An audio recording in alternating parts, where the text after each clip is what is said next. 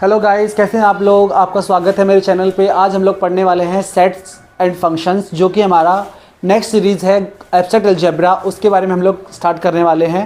तो abstract algebra से पढ़ने के लिए पहले हमें पढ़ना पड़ेगा सेट्स और फंक्शंस क्या होते हैं। उसके बाद हम लोग इन्हीं की सहायता से पढ़ेंगे कि हमारा ग्रुप होता है, ग्रुप किसे कहते हैं, और उसके बाद सब ग्रुप्स एंड रिंग, सब रिंग्स एंड वेक्टर स्पेसेस। इन सब चीज़ों के बारे में हम लोग इस लेक्चर सीरीज़ के अंदर पढ़ने वाले हैं, जो कि आपका बीएससी पार्ट 3 का हम लोग अलजेब्रा का एक कोर्स वर्क के अंदर आता है। ठीक है, तो हम लोग इस लेक्चर के अंदर स्टार्ट करेंगे सेट्स। तो सेट्स के अंदर क्या होता है, जनरली हम लोग क्या बोलते हैं, सेट की डेफिनेशन हम लोग देते हैं किस तरीके से। सेट जो होता है हम लोग डिफाइन करते हैं a well defined collection of objects is called set. मतलब कि अ वेल डिफाइंड कलेक्शन, हम क्या कह रहे हैं यहाँ पे, एक वेल डिफाइंड कलेक्शन होना चाहिए। मतलब जो भी कलेक्शन आप लोग कर रहे हैं उस कलेक्शन को क्या होना चाहिए, वेल डिफाइन होना चाहिए। मतलब उस कलेक्शन से आपकी पूरी इन्फॉर्मेशन क्या मिल जानी चाहिए, उस कलेक्शन के अंदर हर एक चीज़ के बारे में इन्फॉर्मेशन होनी चाहिए। फॉर एग्जाम्पल, अगर मैंने कहा कि I am constructing a set all the elements of English alphabets, तो मैंने कहा एक सेट बनाया, मैंने एग्जाम्पल फर्स्ट लिया, दैट इज़ हमारे पास एक सेट है all the alphabets of English. तो हमें क्या कहेंगे, A B C D E and so on, कहाँ तक जाएगा हमारे पास, जेड तक। सिमिलरली अगर इसी मैनर के अंदर मैं एग्जांपल और बनाऊं, that is elements all the collection of all the elements of counting 1 2 3 and so on, तो मैं कहूँगा हमारे पास दूसरा मैंने एक सेट बनाया, कौन सा वाला, 1 2 3 4 and so on, and this is also a representing a set। तो इस तरीके से हम लोग फर्दर मोर एनी सेट्स को डिफाइन कर सकते हैं। फॉर एग्जांपल, मैंने कहा कि मेरे पास एक कलेक्शन है जिस कलेक्शन के अंदर बहुत सारी बुक्स हैं। मान लो मैंने कहा कि मेरे पास बहुत सारी बुक्स हैं मैथमेटिक्स की, तो क्या ये कलेक्शन मेरे पास सेट बन पाएगा? तो मैं कहूँगा नहीं। क्योंकि क्यों नहीं बन पाएगा, क्योंकि मैंने कलेक्शन उठाया है, तो क्यों नहीं बनेगा सेट? सेट इसलिए नहीं बनेगा क्योंकि मैंने जो बुक्स का कलेक्शन उठाया है उस कलेक्शन के अंदर मैंने ये नहीं बताया कि मेरे पास किस राइटर की, किस ऑथर की या फिर किस पब्लिकेशंस की बुक्स हैं जो कि इस कलेक्शन को मेरे पास एक सेट की फॉर्मेशन दे इन मैथमेटिकल लैंग्वेज। अगर मैं ये कहूँ 12th स्टैंडर्ड की मेरे पास मैथमेटिक्स की बुक्स हैं जो कि हमारे पास आरबीएससी बोर्ड द्वारा चली जाती हैं, तो मैं कहूँगा this is representing a set. तो इस तरीके से हम लोग कह सकते हैं कि बहुत सारे सेट्स की फॉर्मेशन हम लोग अपने डे टू डे लाइफ के बेसिस पे भी बना सकते हैं। अब इसी कॉन्सेप्ट को आगे फॉरवर्ड करते हुए हम लोग बताएंगे कुछ सेट्स होते हैं जो कि कहलाते हैं हमारे पास नॉन एम्प्टी सेट्स। तो नॉन एम्प्टी सेट कौन से होते हैं? Non empty sets, non empty sets कौन से होते हैं? Set having at least one element. अगर ऐसा कोई सेट है जिसके पास कम से कम एक एलिमेंट है तो उसे हम लोग बोलते हैं नॉन एम्प्टी सेट। तो इसी नॉन एम्प्टी सेट्स की डेफिनेशन का इस्तेमाल करते हुए हम लोग आगे बढ़ते हैं और डिफाइन करेंगे फंक्शंस को। तो आगे हम लोग पढ़ते हैं फंक्शंस। जो फंक्शंस क्या होते हैं? फंक्शंस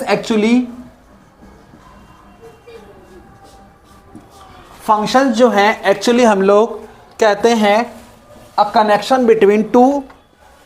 फंक्शंस जो होते हैं उन्हें हम लोग कहते हैं functions are a connection between two non empty sets. मतलब कि आपने एक सेट लिया है ए और दूसरा सेट लिया है बी, तो दोनों सेट्स को आप किसी भी कनेक्शन के अंदर किसी रूल के थ्रू या फिर कोई भी ऑपरेशन के थ्रू आप अगर कनेक्ट करते हो तो वो कहलाता है हमारे पास एक फंक्शन। फॉर एग्जाम्पल, मैंने दो सेट्स लिए हैं ए और बी, मैंने ए और बी दो नॉन एम्प्टी सेट्स लिए और सच दैट मैं ऐसा कनेक्ट कर रहा हूँ कि ए के हर एक एलिमेंट को बी के एलिमेंट से कनेक्ट किया जा रहा है किसी भी रूल के थ्रू, तो मेरे पास वो क्या कहलाएगा? फंक्शन कहलाएगा। तो फंक्शन क्या होता है? Let A and B be any two non empty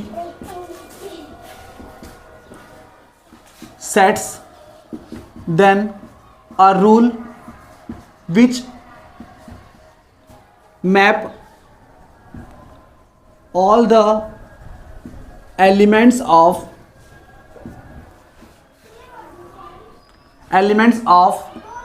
the set A to a unique element to any unique element of set B is called a function and is denoted by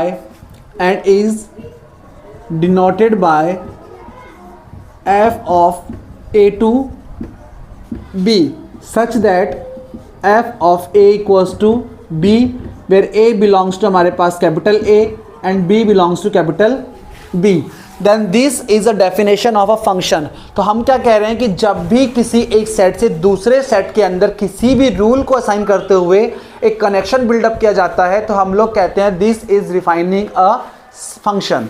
for example मैंने कहा कि एक set लिया मैंने A equals to set of natural number, this is set of natural number, और दूसरा set मैंने उठा लिया कोई दूसरा वाला मैंने सेट उठाया रियल नंबर्स का, the set of real numbers. और फंक्शन मैंने डिफाइन किया a to b such that मैंने क्या फंक्शन डिफाइन किया है f of x equals to में x का स्क्वायर। मतलब मैंने क्या किया, मुझे जब भी एलिमेंट a को उठाना है, एलिमेंट हम लोग उठाएंगे a में से तो उस एलिमेंट को b के ऐसे एलिमेंट को ऐड करेंगे, ऐसे एलिमेंट से लिंक करेंगे जो कि a का स्क्वायर बनता हो। फॉर एग्जाम्पल अगर मैंने 1 उठाया एलिमेंट जो हमारे पास a में से बिलोंग करता है, a माइनी n में से बिलोंग करता है, तो वो एलिमेंट हमारे पास f ऑफ 1 किस पे मैप होगा, 1 के स्क्वायर दैट इज 1 पे मैप होगा जो कि हमारे पास एलिमेंट b में बिलोंग करता है। तो हम कहेंगे element 1 of set a is map to element 1 of b which is again a real number and here 1 is a natural number। Similarly हम लोग कह सकते हैं कि element 2 belongs to a is map to हमारे पास f ऑफ 2 क्या मिलेगा, दैट इज 2 का स्क्वायर, दैट इज हमारे पास किस पे मैप हो गया, वो 4 के ऊपर। तो हम लोग कहेंगे every element of a set a is assigned to a set of b then this mapping is called as a function। क्योंकि हमने क्या किया है, हमने एक फंक्शन एक रूल डिफाइन किया है।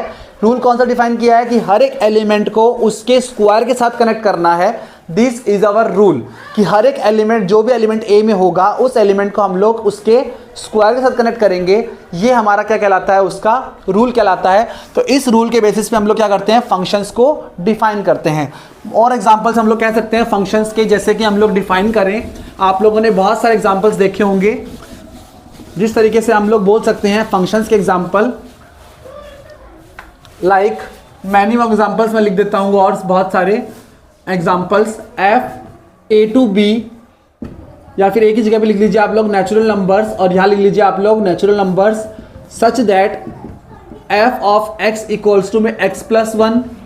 एक दूसरा फंक्शन दूसरा बना लिया हम लोग, दूसरा वाला फंक्शन बनाएंगे such that f of x equals to में साइन ऑफ x में नेचुरल नंबर नहीं आएगा, हम रख सकते हैं x स्क्वायर।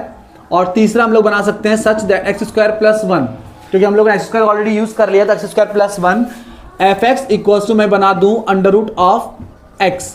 पर क्या हमारे पास ये नेचुरल नंबर बनेगा हमेशा, नहीं। तो इसलिए हमारे पास क्या बनाना पड़ेगा, इसको नेचुरल नंबर की जगह पे एक्स की क्यूब। दूसरा फंक्शन मैं बना लूँ, मान लो फंक्शन मैंने बनाया नेचुरल नंबर से रियल नंबर्स पर, तो हम लोग कह सकते हैं such that f of x equals to में अंडर रूट ऑफ एक्स, क्योंकि इस बार जो अंडर रूट एक्स आएगा वो एलिमेंट हमारे पास आर का ही बनेगा। अब यहाँ से एक इंपॉर्टेंट कॉन्सेप्ट निकल के आता है कि हमारे पास डोमेन, कोडोमेन एंड रेंज। तो फंक्शन जब हम लोग डिफाइन करते हैं डोमेन, कोडोमेन एंड रेंज, ये तीन नए फैक्टर्स भी हमारे पास यहाँ पे निकल के आते हैं किसी फंक्शन के रिस्पेक्ट में।